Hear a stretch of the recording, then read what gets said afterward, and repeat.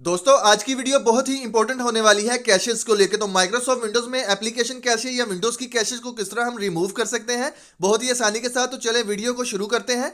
सबसे पहले हमने स्टार्ट के बटन पर राइट क्लिक करना है या विंडो प्लस आर प्रेस करना है और रन कमांड को ओपन करना है। जैसे ही हम रन कमांड को ओपन कर लेंगे यहां पर हमने टाइप करना है services.msc। तो जैसे ही services.msc टाइप करने के बाद ओके करेंगे तो सर्विसेज का बॉक्स कुछ इस तरह से हमारे पास अपीयर होगा। यहां पर हमने फाइंड करना है सिसमेन। तो जैसे ही सिसमेन यानी कि सिस्टम मेंटेनेंस इसको हमने सेलेक्ट करना है, डबल क्लिक करके ओपन करना है और इसकी जो सर्विसेज हैं उसको हमने स्टॉप करना है। तो स्टॉप के बटन पर क्लिक करेंगे तो इसकी जो सर्विसेज हैं वो स्टॉप हो जाएंगी। सिंपल। अब हमने क्या करना है, स्टार्टअप टाइप इसको हमने डिसेबल करना है। डिसेबल करने के बाद अप्लाई करना है, ओके करना है।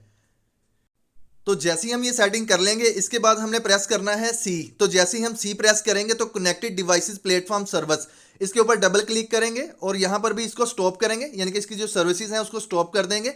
स्टॉप करने के बाद स्टार्टर टाइप को डिसेबल करेंगे, अप्लाई करेंगे, ओके करेंगे।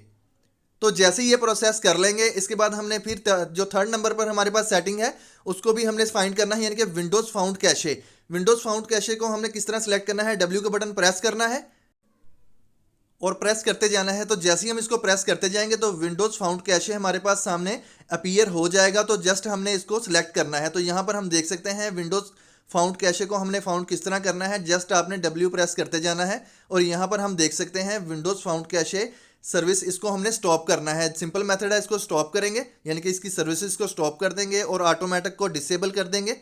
तो जैसे ही डिसेबल करेंगे, अप्लाई करेंगे, ओके करेंगे तो जो कैशेज हैं वो दोबारा क्रिएट नहीं हो पाएंगी। तो यहाँ पर ये फोर्थ सेटिंग जो है वो बहुत ही मोस्ट इंपॉर्टेंट है यहाँ पर। तो विंडोज सर्च हमने डब्ल्यू का बटन ही प्रेस करना है और विंडोज सर्च को फाइंड करना है। तो जैसे ही हम डब्ल्यू प्रेस करते रहेंगे तो हम यहाँ पर देख सकते हैं विंडोज सर्च, इसके ऊपर डबल क्लिक करेंगे तो ये मेरे पास पहले ही डिसेबल है। अगर आपके पास ये ऑटोमेटिक पर है तो आपने क्या करना है, इसकी सर्विसेज को स्टॉप करके इसको डिसेबल करना है, अप्लाई करना है और ओके करना है।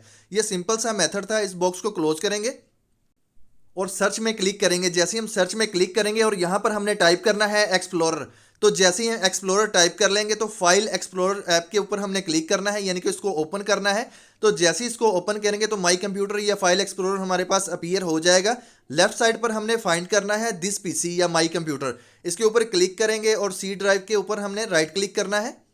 तो जैसे ही हम इसके ऊपर राइट क्लिक करेंगे तो यहाँ पर एक मेन्यू है हमारे पास और प्रॉपर्टीज पर अप्लाई करेंगे, टूल्स पर क्लिक करेंगे और ऑप्टिमाइज करेंगे। तो जैसे ही ऑप्टिमाइज करेंगे एक बॉक्स हमारे पास अपीयर होगा ऑप्टिमाइजेशन का। यहाँ पर शेड्यूल ऑप्टिमाइजेशन ऑन है तो इसको हमने डिसेबल करना है। चेंज सेटिंग के ऊपर क्लिक करेंगे। जैसे ही चेंज सेटिंग के ऊपर क्लिक करेंगे तो इसकी जो सेटिंग है इनको हमने अनटिक कर देना है, यानी कि शेड्यूल को अनटिक करके ओके करेंगे। तो जैसे ही हम ओके करेंगे, क्लोज करेंगे इन तमाम बॉक्स को और ओके के बटन पर क्लिक करके इस बॉक्स को भी हमने क्लोज कर देना है।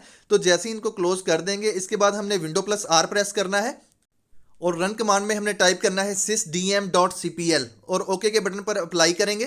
तो जैसे ही ओके करेंगे तो हमारे पास एक बॉक्स अपीयर होगा। तो यहाँ पर सिस्टम प्रॉपर्टीज के बॉक्स में हमने फाइंड करना है एडवांस्ड और इसके बाद सेटिंग पर अप्लाई करना है परफॉर्मेंस में। तो यहाँ पर जो फर्स्ट सेटिंग है इसको हम सिलेक्ट करेंगे और इसके बाद जितने भी एनिमेट हैं इनको हमने डिसेबल करना है, यानी कि अनटिक करना है और फेड को भी अनटिक करना है।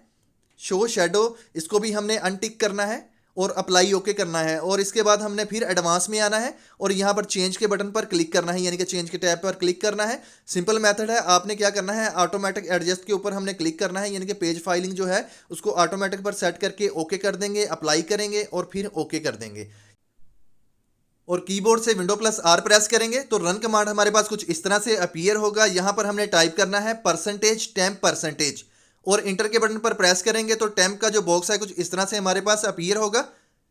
यहाँ पर क्या करना है, हमने जितनी भी टेम्परेरी फोल्डर्स या फाइल्स हैं इनको कंट्रोल ए करके सिलेक्ट करना है, राइट क्लिक करना है और डिलीट फाइल करना है। जैसे ही हम डिलीट करेंगे तो फाइल यहाँ से रिमूव हो जाएंगी कंटिन्यू करने के बाद। तो जैसे ही हम कंटिन्यू कर देंगे तो प्रोसेसिंग ऑटोमेटिकली कंटिन्यू रहेगी और फाइल रिमूव होने के बाद रिसाइकिल बिन में शिफ्ट हो जाएंगी। तो यहाँ पर हमने क्या करना है, टिक करना है, स्किप करना है। तो यहाँ पर चंद सेकंड लग सकते हैं, जस्ट हमने यहाँ पर वेट करना है, इस बॉक्स को क्लोज करना है। अब क्या करना है, हमने रिसाइकल बिन को एम्प्टी करना है, राइट क्लिक करके एम्प्टी करेंगे और कंटिन्यू कर देंगे। तो जैसे ही कंटिन्यू करेंगे तो ये फाइल यहाँ से रिमूव हो जाएंगी।